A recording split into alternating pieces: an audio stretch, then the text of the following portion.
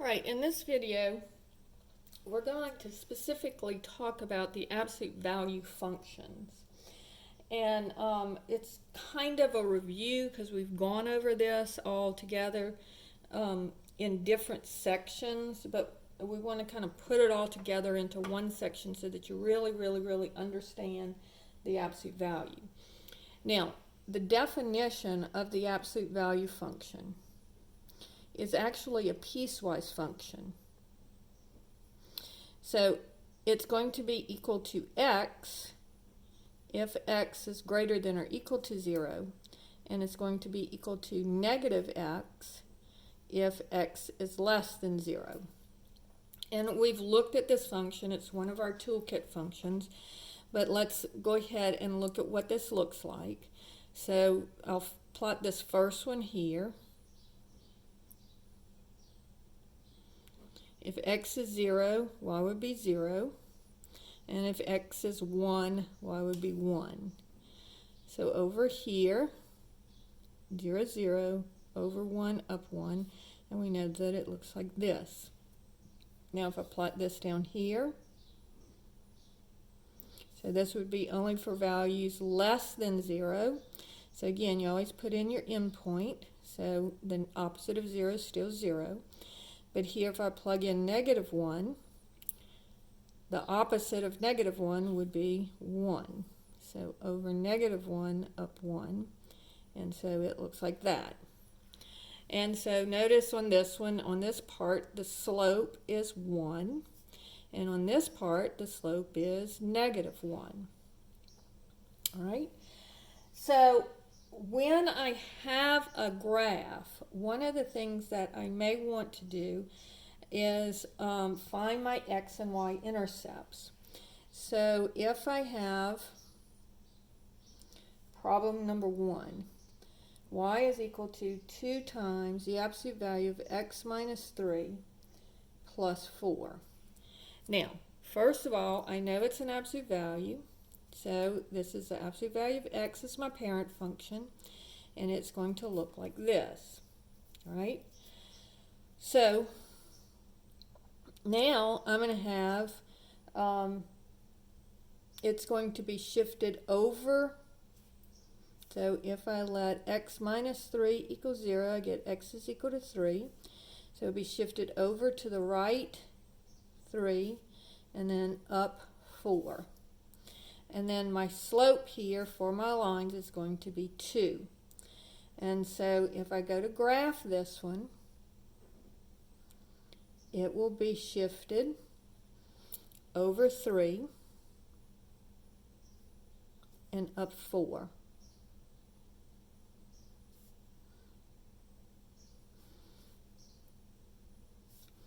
So here's 3. So the other numbers that I would put in would be 2 and 4. So putting in those numbers, let's see. I'll have x. I'll have x minus 3, absolute value. Then I'll have 2 times absolute value of x minus 3. And then I'll have f of x. So if I plug in 2, and then I'll plug in 4 to get my other 2 points. So 2 minus 3 would be negative 1, so the absolute value of negative 1 is 1. So 2 times 1 is 2. And then the last one says add 4 to it. So 2 plus 4 equals 6. So at 2, I would be up 6. And then at 4, 4 minus 3 is 1. Absolute value of 1 is 1. And then again, 2 times 1 equals 2. And then add 4 to it, and I get 6.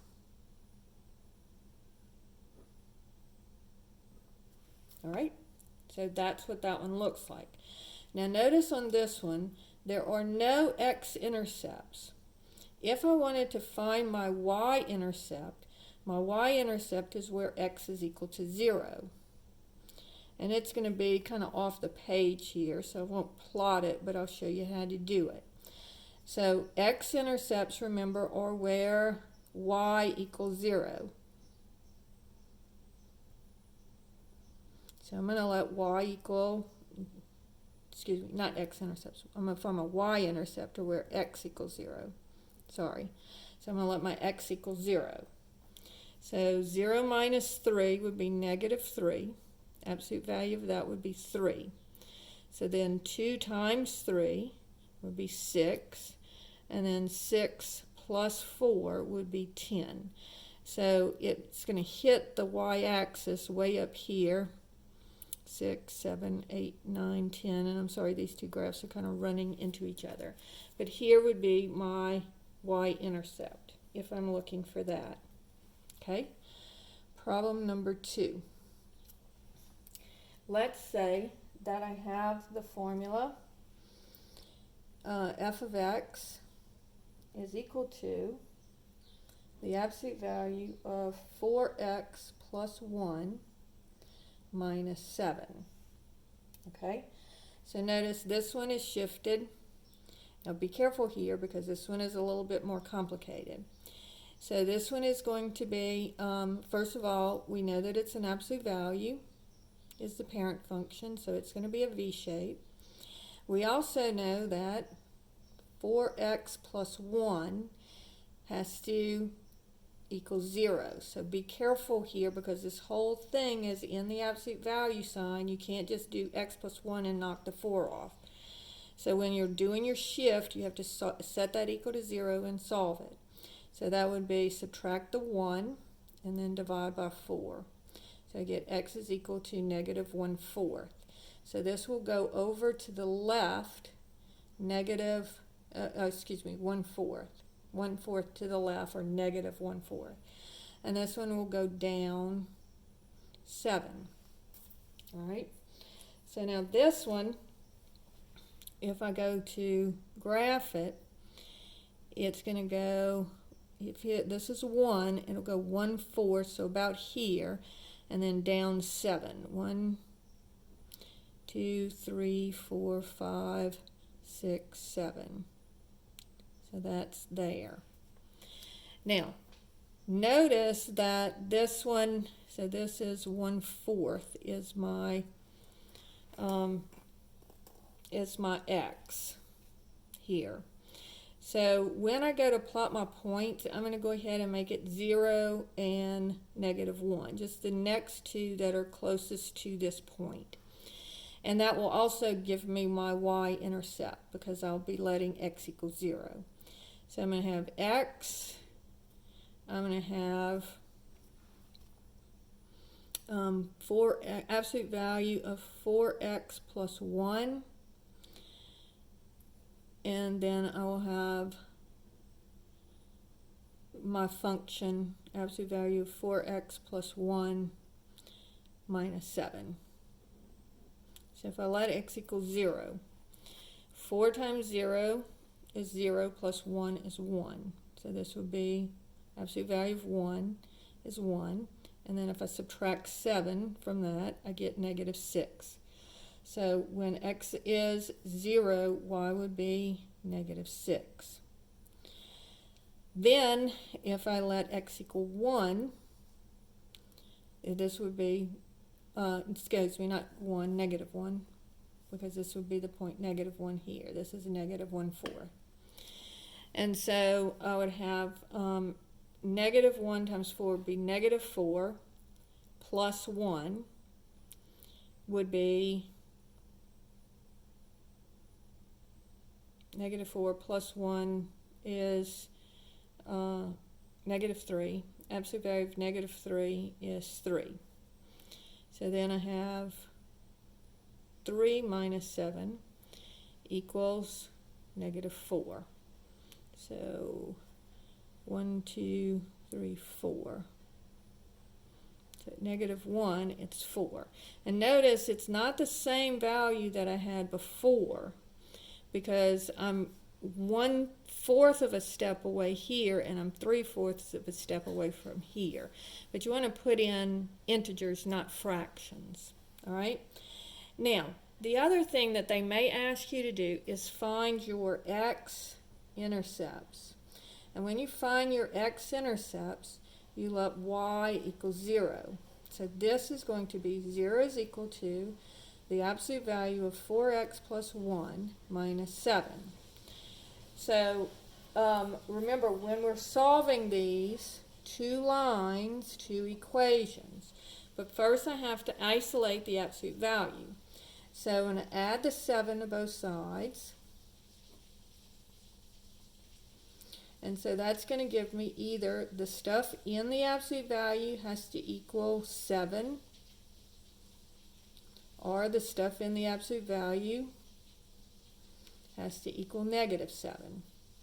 So here I'm going to subtract 1, 4x equals 6, divide both sides by 4, and I get x is equal to 3/2. So for graphing purposes, if I divide 2 into 3, it goes one time with 1 left over. So this would be at 1 1/2. So here's 1 and here's 2, so it would be here. So this comes up, and again, I'm not very good at drawing this stuff, but this would be my x-intercept. Over here, if I subtract 1, I would get 4x equals negative 8, and then divide both sides by 4, and this one's a little bit easier, equals negative 2. So here would be negative 2, and this one would come up, and it would hit its x-intercept would be at negative 2. So this would be negative 2, and this would be 3/2. So that's how you find your x-intercepts. Okay? So remember, when we had these, we have to solve two equations, one where the stuff in the absolute value is positive, and one where the stuff in the absolute value is negative. All right? So now, problem number 3. Let's say that I have f of x is equal to 2 times the absolute value of x minus 1 plus 3. Excuse me, not plus 3, minus 3. Okay? And let's make this negative 2. All right? So looking at this one, notice that I'm going to have, it's going to be the absolute value of x is our parent function, so it's a v shape. And then if I let x minus 1 equal 0, I get x is equal to 1. So it's going to be to the right 1, and then it will be down 3. Now notice on this one that it is going to hit the x-axis because it's going to go over 1 and down 3. All right, so here's my vertex. Now notice that this one will not hit the x-axis because it's going to go, see the negative 2, it's going to go down. And so it will not hit the x-axis. Now I'm going to show you that even if we tried to solve it, it would not work. But I want you to see it here too. And the same thing goes for this up here. So let's go ahead and just plot 2 points. So here x is 1, so I'm going to let x equal 0 and x equal 2. So 0 and 2. So first I want the absolute value of x minus 1, and then I'll take that and multiply it by negative 2, and then I'll take that value and subtract 3. All right? So 0 minus 1 is negative 1, absolute value of that is 1. And this would be negative 2 times 1 would be negative 2. And this would be negative 2 minus 3 is negative 5. All right, so at 0, I'll be at negative 5. And then at 2 2 minus 1 is 1. Absolute value of 1 is 1. Negative 2 times 1 is negative 2. And then negative 2 minus 3 equals negative 5. So at 2, I'm also going to be at negative 5. So this one, notice, does not have any x-intercepts, and I have my y-intercept here. It's 0, negative 5. Now, if I tried to find x-intercepts, it's going to turn out that they have none, because watch what's going to happen. So to find my x-intercepts, I let y equal 0. So I'll have 0 is equal to negative 2 times the absolute value of x minus 1 minus 3. So before I can start solving it, remember I have to isolate my absolute value. So first I'm going to add the 3.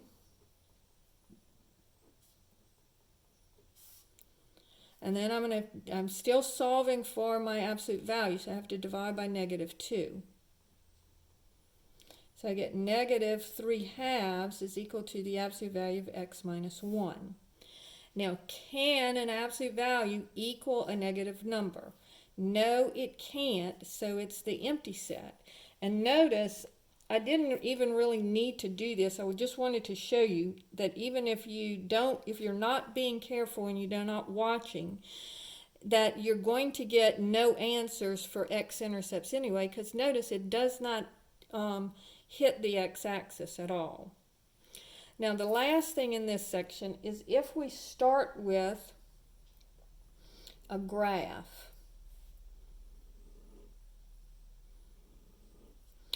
So let's say that it goes over 1 and up 2, and here's my vertex. And then my x-intercepts are at 0 and at 2. All right? And they say they want you to find the equation of this absolute value. Well, let's look at it. So this is the point 1, 2. So that means that it got shifted to the right 1 and up 2. Okay, so it got shifted to the right 1 and up 2. So that means, now remember, these functions are always f of x is equal to a times the absolute value of x minus h plus k. Okay, and so looking at this, if it got shifted to the right 1, that means that the stuff inside the parentheses is going to be minus 1, right? Because if it's shifted to the right 1, that means x is equal to 1, which means that x minus 1 equals 0. So what goes in the absolute value sign is going to be x minus 1. Then it went up 2. So what does that tell you? That tells you that this will be plus 2, right? Because how do you get a shift up 2? You get a shift up 2 by having the plus 2 hanging out on the end. So if I were going in the other direction, this would tell me, oh yeah, I'm going to the right 1 and up 2. And that's where I have my vertex. So now the only thing that I have left to figure out is what is A. So let's use this point right here. This is the point 2, 0 to figure out what. So it would be y is equal to a times x minus 1 plus 2. So here, notice that my x is 2 and my y is 0. Okay? So if I let this equal 0, and then this would be the absolute value, and x is 2. 2 minus 1 plus 2. And so let's just work on this. So this would be 0 is equal to 2 minus 1 is 1, and the absolute value of 1 is 1. So this would be a times 1 plus 2. So a times 1 is just a. So 0 is equal to a plus 2, and then subtract the 2 from both sides, I get negative 2 equals a. So my answer to what is my function, it would be f of x is equal to negative 2 times the absolute value of x minus 1 plus 2. So first you look at your shifts, and it's the same thing that we're doing when we're plotting it. First you look at your shifts and you see where your vertex is. So down here, first I look at my vertex and I see what my shifts are. And then once I do that, then I figure out how this affects the graph. So same thing here. All right, so let's look at one more of these. So let's say that this one goes over negative 2 and down 3. So this is the point, negative 2 comma negative 3. So it's going to be f of x is equal to, now I don't know what a is, but I know that this is going to the left 2 and down 3. So it's going to be, again, if I have x equals 2, that would be x minus 2 equals 0. So in here you're going to have x minus 2. And then it's going down 3, so this will be minus 3. Now let's say that my two x-intercepts are going to be the origin and negative 4. Now you can use either one of these points, just like on this one. If I wanted to use the origin, I could. So I didn't use the origin on that one, so let me use the origin on this one. So 0, 0. So this is y is equal to a times the absolute value of x minus 2 minus 3. So when my x is 0, my y is 0. So I'm going to plug in 0 for y and 0 for x. So this is going to be 0 minus 2 is negative 2, but the absolute value of negative 2 is 2. So that gives me 0 is equal to 2a minus 3. Add the 3, and then divide by 2. So 3 halves is equal to a. So my final function, once I know what the function looks like, then I plug in the one number to figure out what a is. And so now I'm going back to this function, but now I know that a is 3 halves. So that's how you find the equation given the graph. So again, on absolute values, you know it's a V-shape. You know how to find where the vertex is. And in this case, we did add in getting the y-intercepts by letting x equal 0 and getting the x-intercepts by letting y equal 0. And so everything else we have done before.